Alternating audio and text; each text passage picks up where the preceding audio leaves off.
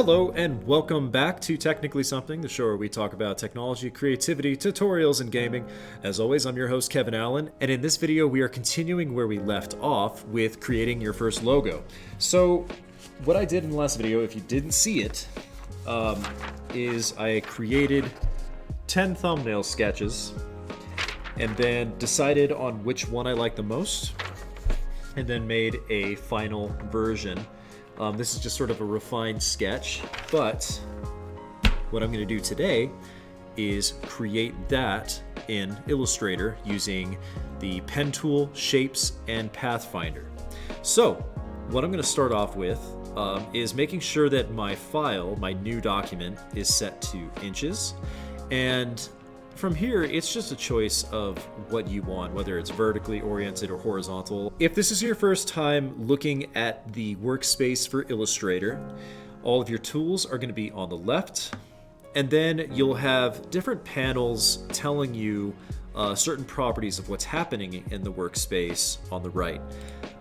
With Creative Cloud, the current version, you'll generally have a properties panel that changes depending on what you're using. So if I were to grab the square tool, options change over here. If I go back to my move tool, options change. So just keep an eye on the properties panel, but you can always go to window and you can access whatever you want. So if I want an image trace, I could bring it here and then snap it into place anywhere on the window over here in my tools. But I'm going to go ahead and take that out. Okay, so what I want to do is redraw this.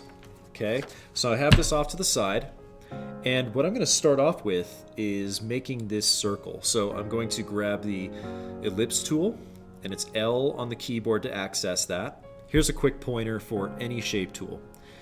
If you click and drag out, you'll be able to drag and make the shape however you want it. So you can see I have like a weird oval, either vertically or horizontally. But if you want to get that perfect circle and you have smart guides turned on, eventually it'll snap like this, and that means that's a perfect circle. However, that's kind of a pain. So if you want it to be a perfect circle from the beginning, you can just hold Shift, and what that does is locks it into being a perfect circle. So I'll do that, let it go. Use my move tool to kind of center this a little bit. All right, that's pretty thin. So what I'm going to do to change the stroke width of this is go to, you have a couple options. You can go to Property, and stroke will appear here, and you can change it that way. Or, as I said before, you can go to Window, and then scroll all the way down to Stroke, and select it, and it'll pop up over here. Now I already had it on my window, and I already dropped it in, so that's why it didn't pop up over here somewhere. And then you can change the stroke from here as well, and have a couple other options that we'll get into later. So I'll get the stroke just about here.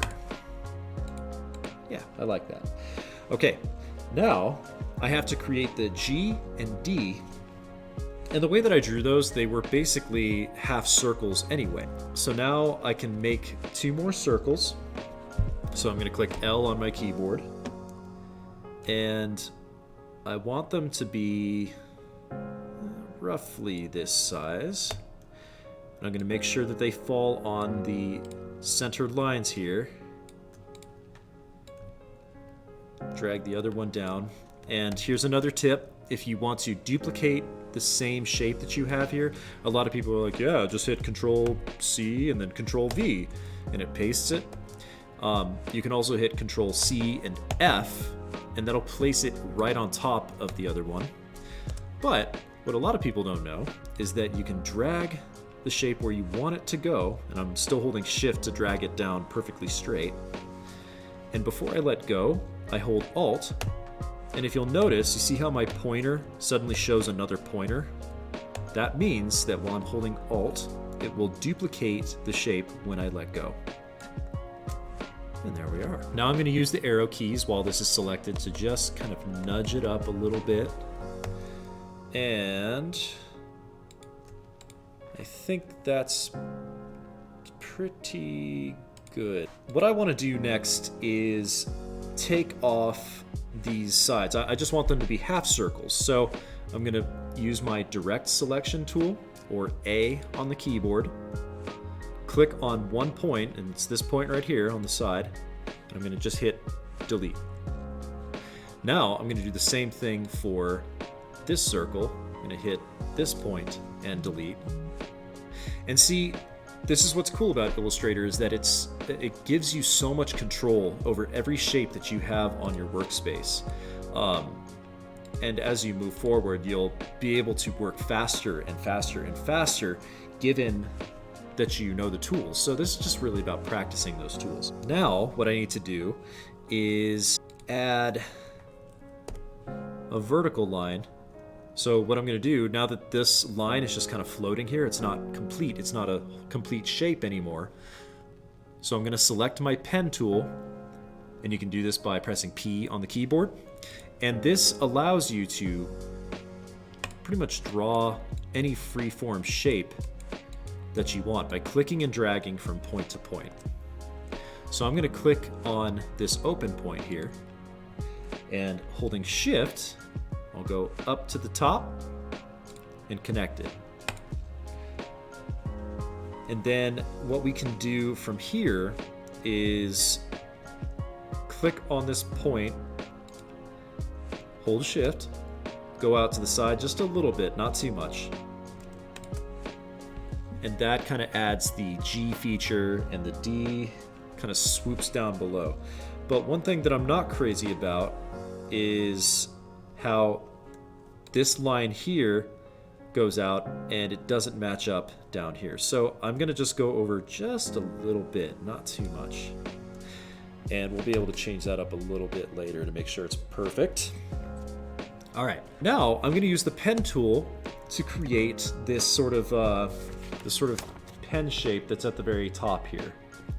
And there's a reason I chose that symbol, and it's because the pen tool is awesome. It's my favorite thing. So what I'm going to do is start from the bottom.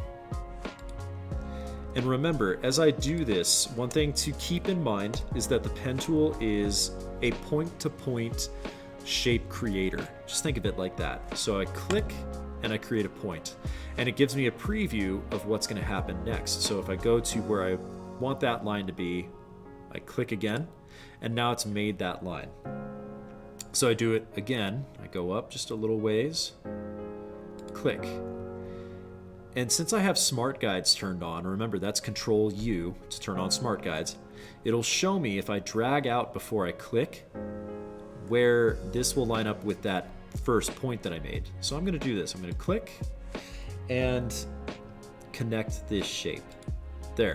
So this is one part of this, okay?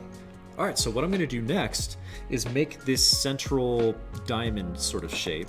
And I can do that by using the square, create a little square here, and I'm going to use the selection tool, hover just outside the corner to get this rotate option. And I'm going to hold Shift as I rotate to the right, and see how this turns it 45 degrees perfectly? This allows me to set it up right here in the corner. I'll use the arrow keys to move it into position. And you might be thinking, like, what's going on with this side? Why didn't you draw that? Shouldn't you just draw that? Why didn't you draw it? And the reason for that is because I can take half of this shape, click it so that it's selected, right click, go to transform and reflect. And here it gives you a couple options and shows you which way it's going to reflect. So I'm going to select vertical and copy. And it just created a reflected version over here. And since I have Smart Guides turned on, it'll snap into place. And this is where I can select both and go to the Pathfinder. So the Pathfinder, if you don't have it, again, you can go to Window, Pathfinder, and it'll show up. It should look like this, where you'll see all these boxes and stuff. I'm going to show you what this means. So the first one is Unite. And this will basically create a new shape from two shapes. The second one is minus front. So if you were to have a box stacked up front and a box behind, what this would do is act like a cookie cutter and remove the top square from the back. So we'll get to that stuff more in depth later, but for now, I want to unite both of these sides. So I select them both, I highlight and select, and then just click Unite. You see that? Now they're together. All right. I would say we are just about finished. All we need to do is add the 2020 that I wrote in there. So I'm going to copy and paste the outside circle here. So what I'm going to do is hit Control C, Control F. And what that did is place another circle directly on top. And I'm going to move this out by holding Shift and Alt and then clicking and dragging. And that creates a circle, but what I want to do is add text to this circle. So I'm going to hit the T for the type tool. And when I hover over a line here, see how it slightly changes into a circle? This means that when I type, it would fit inside the circle, but I actually want it to go along the line. So I'm going to hold Alt, and then this changes the text option one more time. So if I hover over the center here, holding Alt, I will click, and now it has text floating around the outside. So I'm just going to do 2020. If I hit Control A, it will highlight all of the text. And if I go into the paragraph panel, I can center the text. Whoops, but it brought it all the way down here. So what I need to do is grab this. See this little blue line here? I need to click this, and a little symbol will pop up next to the mouse showing that I can put this wherever I like. And I want it right about there. So now it's centered where I want it. Get my type tool back out. And let's go to the character panel. And again, if any of this stuff is not showing up, it should show up in properties. See, it's down here under character. Or you can go to window and then find the actual thing you want. So type, character, paragraph, all that stuff is right there. I just like to have more control, so I keep my tabs out. All right, so let's increase the size of the text. Okay, and I'm going to change the font, add some spaces here. And they're floating a little bit high, so I can shrink the circle until they fall right where I want them.